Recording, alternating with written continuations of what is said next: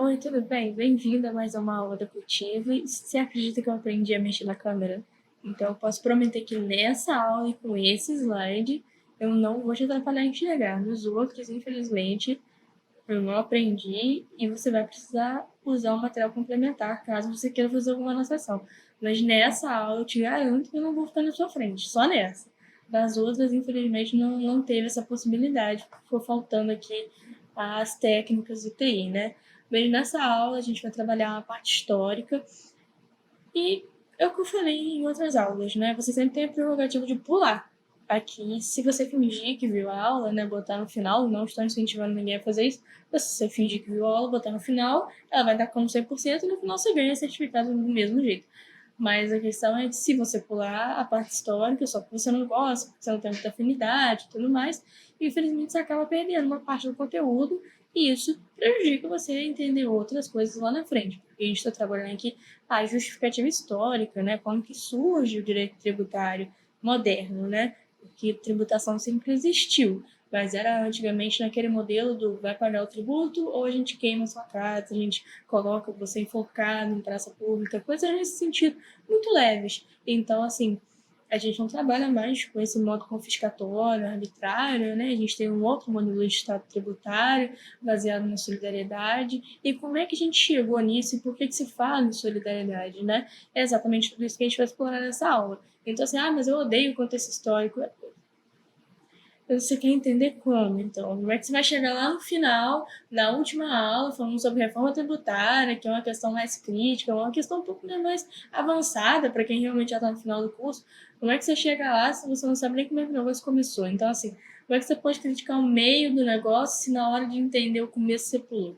Então, eu te aconselho a não pular, mas não vou entrar na sua casa e não vou botar na sua porta para saber se você viu ou não. Vai de você mesmo. Então, o objetivo da aula é a gente entender por que tributos, por que existe tributação, como que surgiu essa ideia de solidariedade social, né? Por que a gente trabalha com esses conceitos e tudo mais. É claro que vai chegar uma hora que a gente vai estar trabalhando direito tributário bruto mesmo, né? Impostos, ICMS, ISS, o IPI, e vai trabalhar taxa, contribuição de melhorias, contribuições especiais, empréstimo compulsório. A gente vai estar trabalhando lançamento tributário, execução fiscal, várias coisas que são da matéria, né, do grosso do direito tributário mesmo, mas isso não impede que você comece pela parte histórica. Inclusive, qualquer faculdade que você for fazer, você já viu um médico no primeiro dia de faculdade de chegar operando alguém? Não, né? Ele vai estudar a história da medicina, quem começou, e tem toda aquela introdução. Então, não poderia deixar de ter aqui também, né? Mas por onde que a gente começa? A gente tem algumas ideias essenciais para trabalhar a tributação. A primeira é que a existência de um Estado, a gente está no Estado, né, o Estado brasileiro, a existência desse Estado implica, ou seja, faz com que seja necessária a busca de recursos financeiros para sua manutenção. Então, onde tem Estado, é necessário que exista tributo. Por quê? Porque o Estado precisa de dinheiro para funcionar. Mas o Estado tem a sua renda própria. Por exemplo, tem as empresas públicas. Um grande exemplo de empresa pública que a gente tira a Petrobras. Então, todo o lucro da Petrobras é um lucro do Estado brasileiro. Ele pode usar aquele dinheiro para investir em outras áreas, como segurança, saúde, educação. A gente tem uma aula aqui só sobre orçamento público na prática, né? A gente analisou a lei orçamentária aqui do meu município, de Três Rios, onde eu moro. A gente analisou a LOA, né, a Lei Orçamentária Anual, e a gente vê como é que é essa arrecadação, como que entra, como, né, eles sabem quanto vai entrar de tributação, como que eles aplicam, cada secretaria, quanto gasta. Então, isso tudo é muito bem desenhado. Então, assim, ele pode pegar esse lucro que ele tem, colocar ali como uma receita, né, uma estimativa de lucro que ele tem, e fazer uma estimativa de programas sociais, por exemplo, né? Colocar ali dentro da plataforma política o que ele quer ali investir. Eu vou investir em segurança, eu vou investir em saúde, educação, eu vou investir em lazer, cultura. E o político, o gestor público, né, ele escolhe. Quando a gente está falando de municípios, a gente fala de secretarias, né? Então tem secretaria de cultura, secretaria de meio ambiente, esportes e lazer, coisas nesse sentido. Mas quando a gente está falando assim no governo federal, né, presidente e tudo mais, é ministério. Ministério da Saúde, Ministério da Economia, coisas nesse sentido, tá? Mas de qualquer forma, Você tem uma empresa pública, e que era a Petrobras, né? E aí você tem ela gerando um lucro, você pega esse lucro, joga dentro do seu orçamento, e ali dentro desse orçamento você tem uma estimativa, você já tem aquele ganho certinho, né? Vai variar, claro, uma empresa, né? Não é como se fosse um CLT que recebe todo mês a mesma coisa. Mas você já tem uma estimativa, e aí isso te permite fazer planejamentos para o futuro, né? Que é toda a ideia do orçamento que a gente trabalha aqui nas aulas também. Mas a questão é, se você tem um Estado, você precisa de recursos, mas o Estado ele não pode, ele mesmo, produzir todos esses recursos que ele precisa. Porque pensa comigo, a Petrobras sozinha não dá conta do Estado brasileiro. Ela não dá conta de todo o orçamento. Ah, mas cada lugar tem o seu orçamento. Tá, mas um município, por exemplo, depende do repasse de várias verbas que são do Estado, Estado que eu digo, por exemplo, Estado do Rio de Janeiro, São Paulo, que são da União, né, do ente federativo, que é representado por Brasília, né? Então, dependem da União mandar recursos. Então, um ente sempre está ajudando o outro ente federativo. Eles trabalham no regime de cooperação, principalmente quando a gente está falando de municípios e tudo mais. Então, mas o município e o Estado têm seus próprios orçamentos, suas próprias estimativas, como a gente já viu, né, nas aulas anteriores. Eles têm sua própria estimativa de receita e tudo mais. Não importa. O que importa é a tributação não é o único meio. As empresas públicas, a iniciativa do Estado não é o único meio de gerar recursos, porque se ele tivesse que fazer isso, a gente não teria um livre mercado, uma livre economia, inclusive como a gente viu em alguma aula, acho que é mais para frente, quando a gente está analisando a Constituição.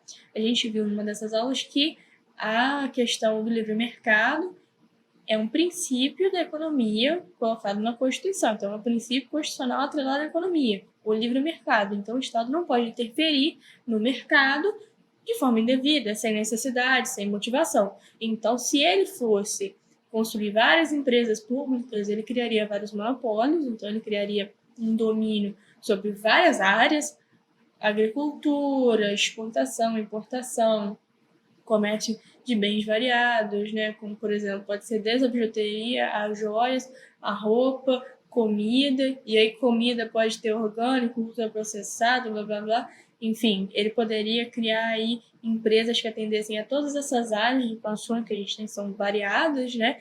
E aí a gente não teria espaço para o livre mercado. Então, não só a gente estaria indo contra um princípio constitucional, que isso é uma questão teórica, né? É uma questão normativa, mas a gente também estaria atrapalhando a vida de todo mundo, né? Porque a gente não teria mais competitividade. Sem competitividade, a gente não poderia ter melhores preços, a gente não tem concorrência, não tem um incentivo a uma produção melhor, mais barata, variada. Então, a gente perde competitividade, a gente perde muito na economia com a questão da qualidade do produto, da possibilidade de escolha. Então, enfim, não daria certo.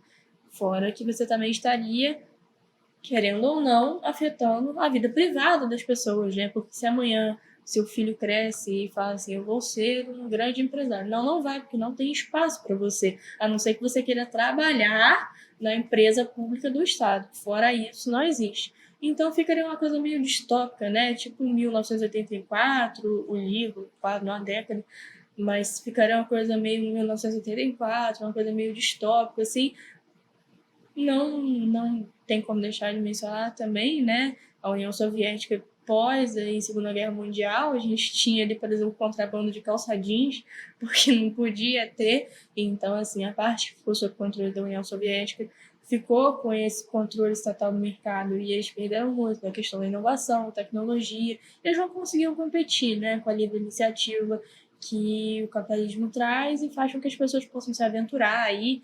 É questão de sorte, né? Mas traz um benefício para todo mundo aí, pelo menos em tese. Isso aqui não é uma aula de crítica, economia política, nem nada nesse sentido. Mas então, como o Estado ele não pode ele mesmo criar os seus próprios recursos, ele precisa tirar de outro lugar. E aí ele faz o quê? Uma intervenção no seu patrimônio privado. É arbitrária? Não. Por quê? Porque ela segue um pressuposto legal, constitucionalmente aprovado, e ela também está obedecendo certos critérios de formalidade. Então, é igual para todo mundo, é a mesma forma para todo mundo e tem critérios de legalidade, né? Você tem a vedação surpresa, por exemplo, como é um princípio que a gente vai ver mais para frente, tem o princípio da legalidade, tem o princípio da irretroatividade, vários princípios que vão nortear a aplicação. E também tem um que é muito importante, que é o princípio do não efeito de confisco. Então, o tributo não é para esgotar a sua conta bancária. O Estado ele não pode ir lá e simplesmente tomar o dinheiro. Você, geralmente, declara o imposto, igual imposto de renda. Você declara, ou então o imposto ele vai ser cobrado por meio de homologação. Nesse caso, você mesmo já faz o pagamento, não pergunta nada para ninguém. Claro, isso são questões que a gente vai esclarecer mais para frente, tá? Você não precisa se preocupar em entender todos esses termos agora. Mas você tem, por exemplo, também o lançamento de ofício, e aí a entidade tributária ela te fala quanto você tem que pagar, mas você sempre tem a condição de contestar. Então, todo mundo tem direito a acesso à justiça, a um devido processo legal, a um núcleo legal de jurisdição, né? Você poder colocar recursos também, caso a decisão não esteja a seu contento, coisas nesse sentido. Então, assim, você está munido de uma série de armas também para se defender de qualquer tipo de cobrança indevida. Então, não estamos na selva, né? A gente está num sistema organizado. E por que o Estado ele pode te cobrar? Porque você, como eu repeti várias vezes ao longo do curso, você vai poder presenciar isso, você é um gasto social. Você representa um gasto social. Tenha você consciência disso ou não. O fato de você ter um carro todos os dias e sair com o seu carro da rua gera poluição. E depois, se todo mundo estiver morando igual na cidade de São Paulo, não sei se vocês viram aquela notícia, né, nesse ano de 2024, que teve uma hora que São Paulo, numa determinada data, no início do ano, São Paulo de dia ficou de noite, devido à quantidade de poluição que tinha, tanta poluição, que não tinha como a luz entrar na cidade, ficou tudo escuro, parecendo aquele tempo nebuloso, de chuva e tudo mais, mas não, era só poluição mesmo. Então, assim, é porque você sai de casa com seu carro, talvez se você mora em São Paulo, né? Não é o meu caso, mas é um exemplo. Se todo mundo sai de carro todos os dias, você cria essas condições. E quem tem problema respiratório, quem tem alguma comorbidade, então você também contribui para piorar a vida de outras pessoas ou para melhorar. E de qualquer forma, você é um gasto. Se você amanhã tropeçar na calçada, cair e rachar a testa, você pode chamar o bombeiro, chamar o SAMU, o sistema da sua preferência aí para fazer seu resgate e você vai ser atendido no SUS, no hospital, onde quer que seja. Ninguém vai te perguntar se você tem plano de saúde primeiro, se foi baleado na cabeça, tá entre a vida e a morte.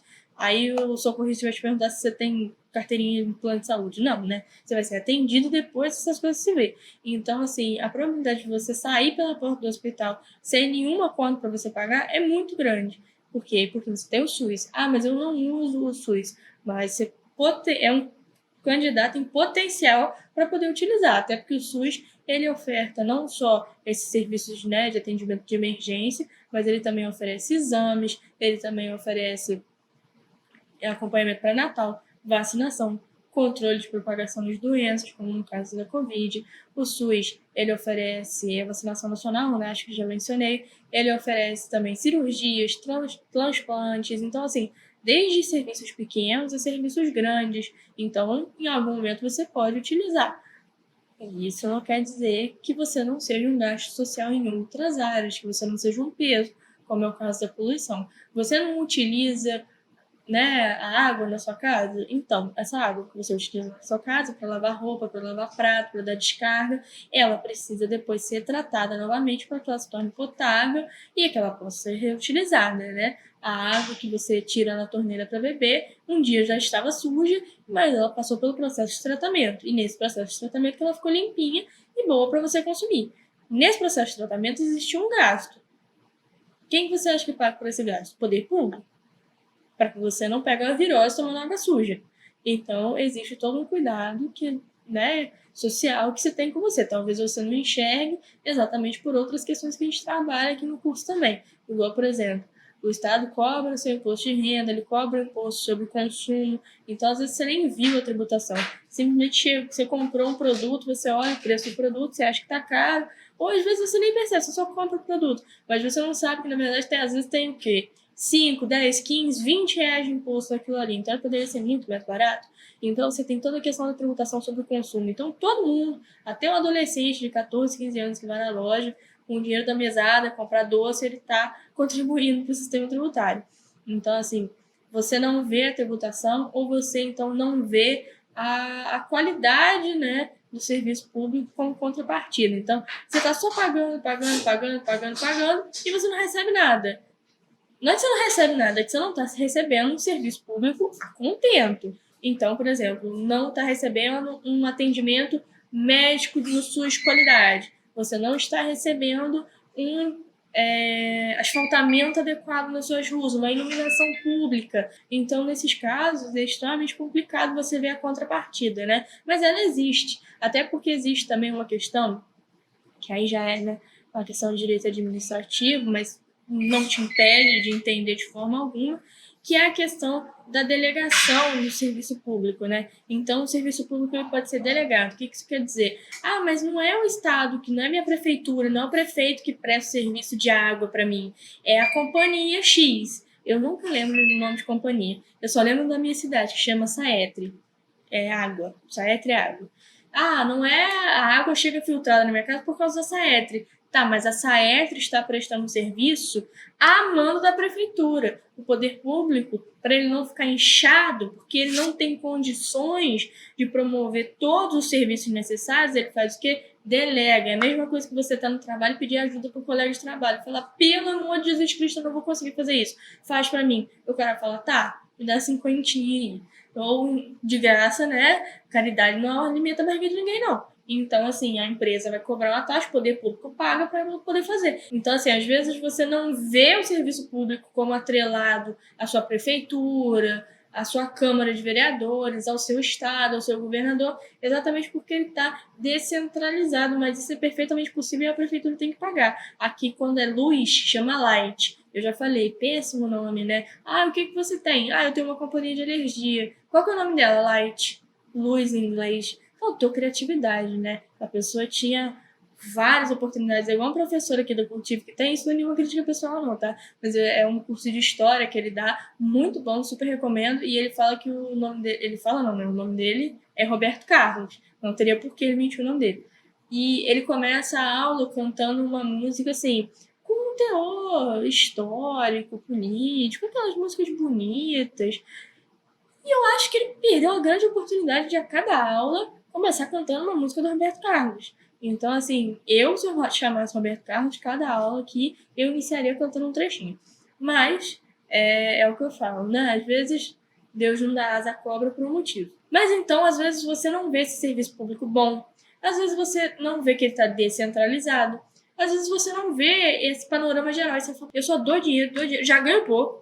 O cara quer me tributar em todas as áreas, eu já tenho que declarar imposto de renda. E outra coisa, você vê pessoas que têm muito mais dinheiro e condições que você, e essas pessoas sonegam os impostos, e essas pessoas não pagam. Então acaba que você, na hora que se você quiser sonegar o imposto de renda, amanhã, aliás, 10 minutos depois que você passar o prazo e não tiver pago, o pessoal da Receita Federal tá na sua porta e falou, seu fulano, aconteceu alguma coisa, seu fulano. É que você não declara igual a agiotagem. Agora, tem gente, por causa do seu poder econômico, financeiro, social, que sonega e ninguém fala nada. Então, é uma situação de injustiça social. Então, tem vários elementos dentro dessa história de tributação. Então, não é uma coisa só. Mas, é o que eu falei, a existência do Estado implica essa busca de recursos financeiros. Antigamente, você pode ver que existiam tributos também. Isso está muito bem mostrado nos filmes, né? Inclusive tem um meme, né? Falando...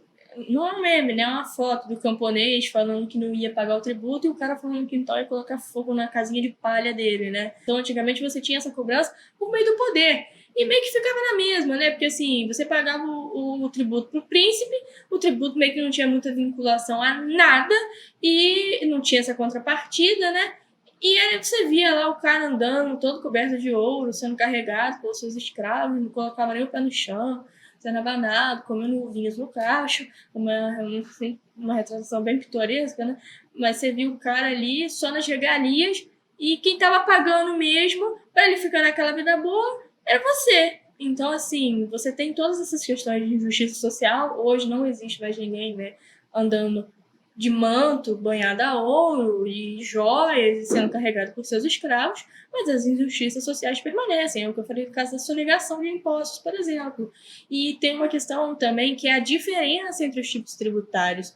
O maior tipo de tributo que existe é o imposto. O imposto, ele tem a sua classificação.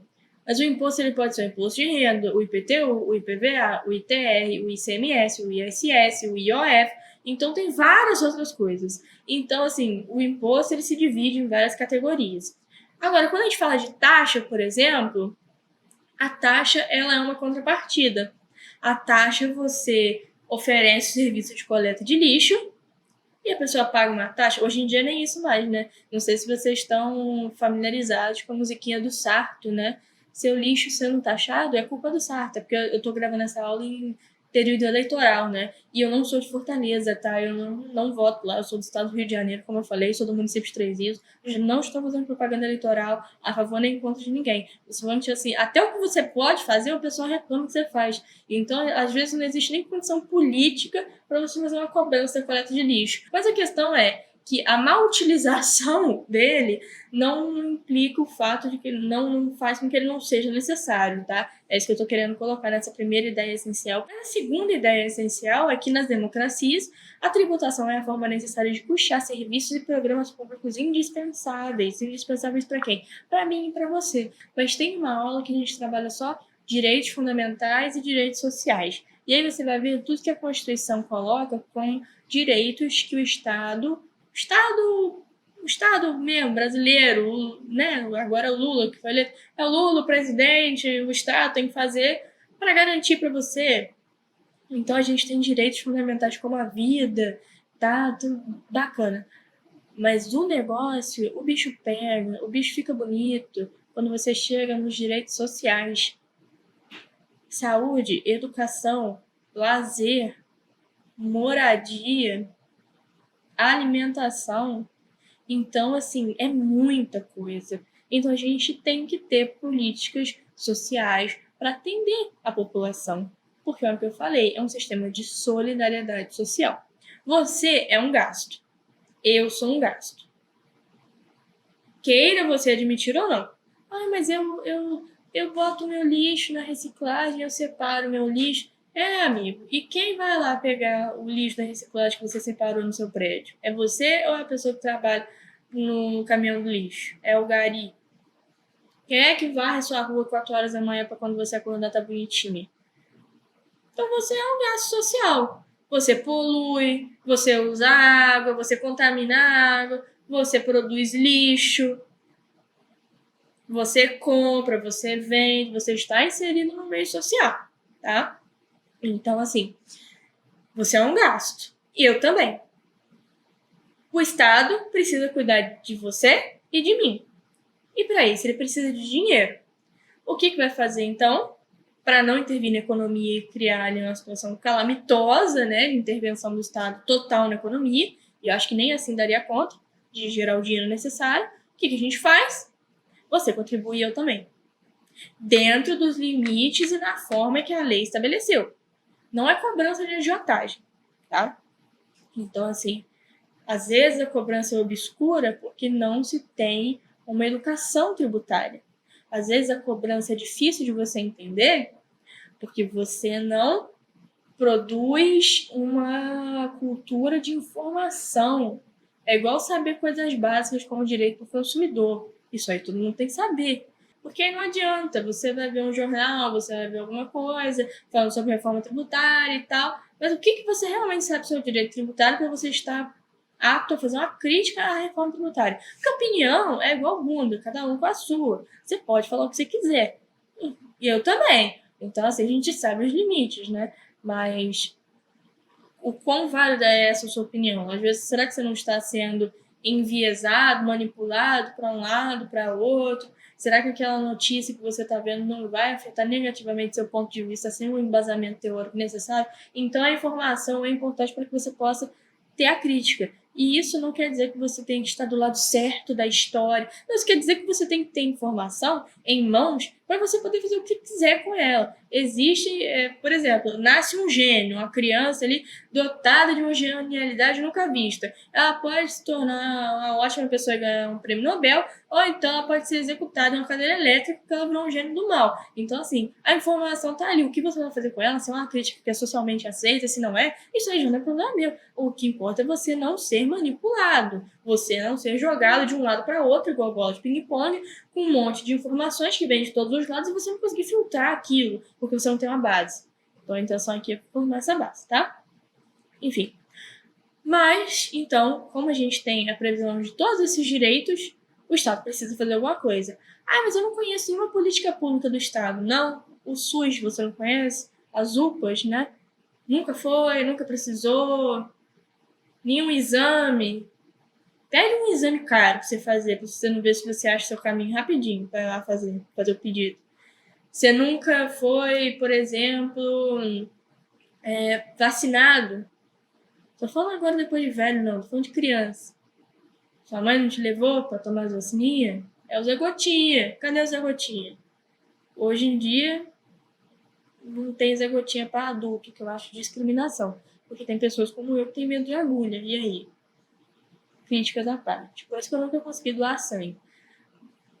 Outro exemplo aí, né, de coisas que podem ser políticas públicas do Estado aí, não é, né? Ninguém pode te obrigar a dar sangue, mas tem o SUS, tem o SUAS, que é o Sistema Único de Assistência Social, escolas públicas, sistemas de cota, não só para universidades, mas também dentro de partidos políticos, para garantir uma representação igualitária de homens, mulheres, mulheres brancas, negras, homens brancos, negros, trans, coisas nesse sentido. Então você tem várias políticas públicas que o Estado coloca. Bolsa Família, então tem todas essas questões. E aí a questão é, para você conseguir alcançar esses objetivos de manter a sua população saudável, criar políticas públicas, programas, incentivos, você faz o quê? Tributa. Tá? Então, em resumo, o Estado demanda recursos financeiros para que possa ser capaz de proteger os direitos e garantias dos seus cidadãos. Só.